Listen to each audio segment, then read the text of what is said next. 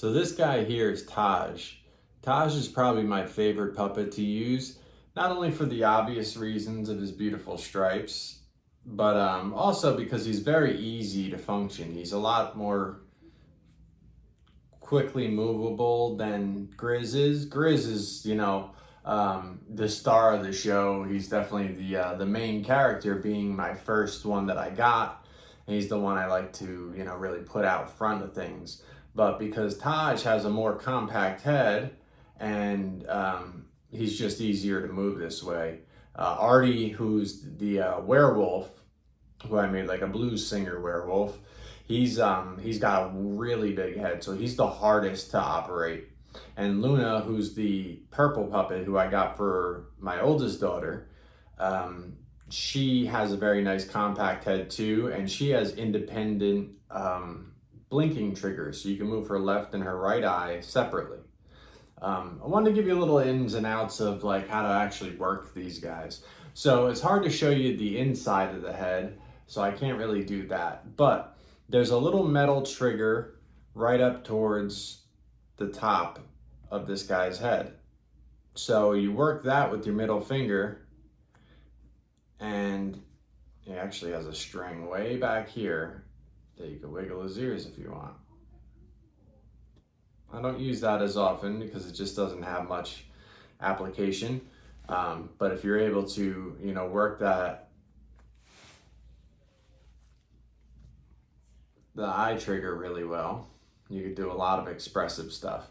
On the top and bottom jaw of Taj, he has a strap. Grizz doesn't have a strap on his bottom jaw. So again, another thing that just makes him a little bit more functional, where he doesn't really need a lot of time to reset. Because if your hand gets a little out of place with Grizz, you have to, really reset, and then his mannerisms looks crazy because he's wiggling around and, And then you'll notice when I do my puppet stuff, this is my hand, obviously. So with some puppets, they have this. This is a sleeve arm, where a lot of puppets, like Kermit, have rod arms.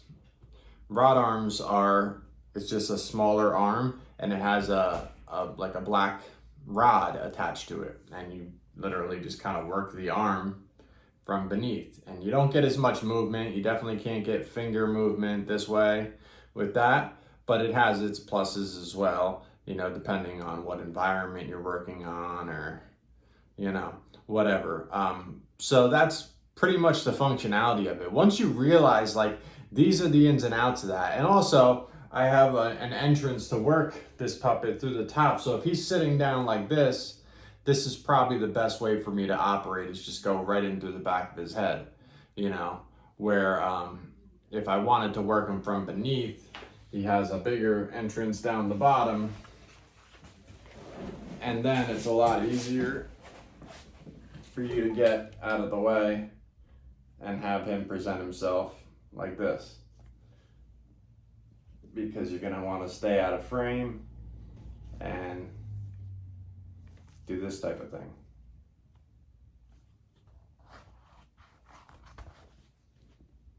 So it takes a lot of practice I haven't been doing. Don't expect any professionalism out of my work. I just find it fascinating, and I think the more work you put into things like this and creativity, the better product you produce. So this is Taj, just another little look at one of my guys.